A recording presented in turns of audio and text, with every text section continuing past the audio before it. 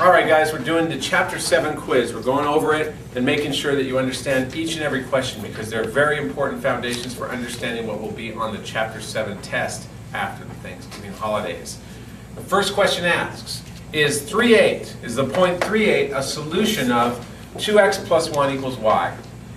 Find the answer and then explain why or why not. So, first thing is, it's a point, x and y coordinates, and we have an equation. We can plug the point into the equation and see what we get. So we've got 2 onto 3, okay, plus 1, and we put a question mark. Is it equal to 8? We've replaced y with 8. So the question, that's basically going to tell us whether this is true or false, is basically going to tell us whether this is a solution or not. 2 times 3 is 6, 6 plus 1 is 7. Is it equal to 8? Don't think so. Okay, it does not equal 8.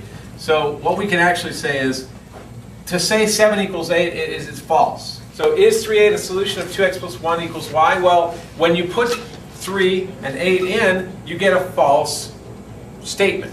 Therefore, okay, 3/8 is not a solution of 2x plus 1 equals y. All right? The point 3/8 is not a solution of 2x plus 1 equals y because it gives a false statement when you plug it in. Number 2, graph x plus y equals 1 by making a table and plotting at least 3 points. So we talked about making tables. We create a table like this, x and y, always x on the left, y on the right. So what points do we put in there? A lot of students get stuck and wonder, well, where are the points? How do I get them? What do I do? Anybody know? Any ideas, Tamara? Put a 0, he says. Okay, put a 0 in. Good idea. Zeros are good. They're our friends because they make things simple. Where do we put it? X. That's right. X is the domain of a function, and these are functions. These are linear functions, just so you know. And we put in X. Means that we substitute it in, just like we did over here, but we don't know our y yet until we substitute it in. Here's our x plus y equals 1 is our equation. So in this case, we've got pocket plus y equals 1, right? And what are we going to put in that pocket? 0. 0. Well, 0 doesn't change anything, and our y is just clearly equal to 1. So our first point is 0, 1. And we can plot that, 0 for x and 1 for y. Here we are. Okay, we zoomed in to see that there, Marshall. All right, so what other point are we going to do? Good job, Stephen. Amanda, what else should we do? Any ideas? How about pick a point? Yeah? Could we put 0 for y? You could put 0 for y. She's smart. She's going for the intercepts, isn't she? So if we put in 0 for y, we get, let's do it over here. And what do we get? X equals 1. And there we go. Guess what we found? We found our intercepts. It asks us to get one more point. What other point are we going to find? How do we find it? We've got to pick a different x. Jonathan? 2. 2. Why not? Put in 2. We get 2 plus y, right, equals 1. So you subtract 2 on both sides. This cancels. And we get y equals -1, which we put in there. Is everybody following? Yeah. We go ahead and plot these points. We've already plotted 0, 1. We plot 1, 0. Okay? And then 2, -1 is going to be 1, 2, -1 down here. We've got 3 points. And we can draw a line. There it is. Now we label that line. Does anybody know what that line's called? Anybody know what the line's called? X plus y equals 1. Exactly. Get used to putting the equation of the line on the graph, somewhere beside the actual line of the graph. You know.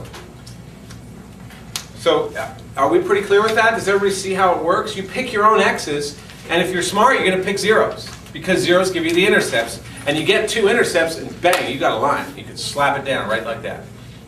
But of course, you could pick any number. You could put in -100. If you could do it, you could get y equals -99. But we'd have to like plot it way the heck out there, and who wants to do that? Not me. Not me either.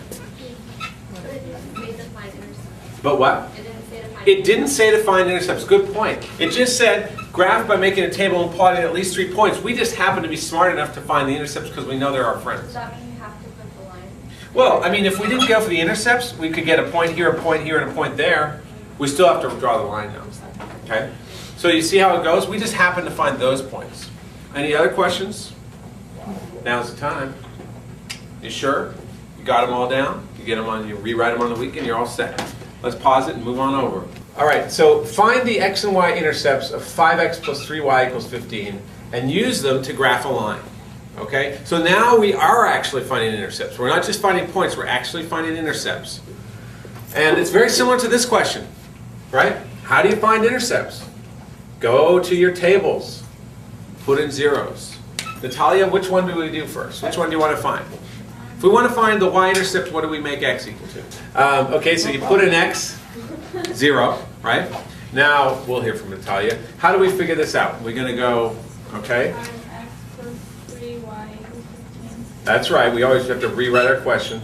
And then we create pockets, right? So keep going, Natalia. You put 0 to the pocket. There you go, 0 into the pocket, because we're replacing x with 0. All right? So we get 0 plus 3y equals 15, right? And what do we do on both sides? Divide by 3. And we get y equals 5. Where do we put that y equals 5? On the table. There you go, in the table, right? We could do this all day. Just add, just put in points in the chart. What about the next one? What's the other y-intercept? We found the, let's plot that first, okay? So we got 0, 5. We found the what intercept, the y or the x-intercept? Y. Y-intercept. Both 5. Why?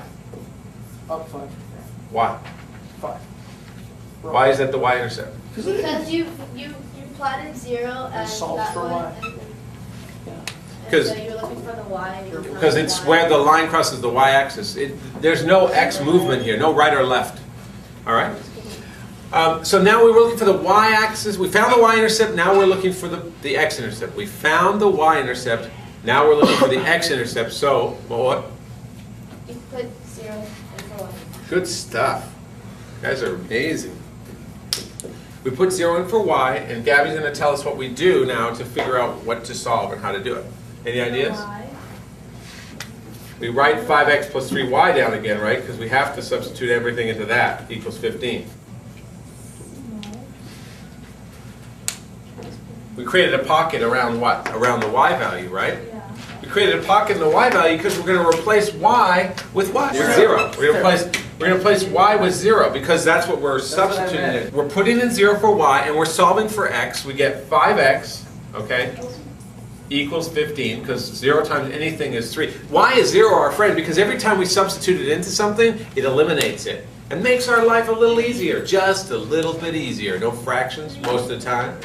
It's gone, nuked, finished, zippo, good old 0, queen of all numbers. All right, so 5x equals 15. What do we do on both sides? Divide. Divide by 5. Gabby, what do we get to finish it off? 3.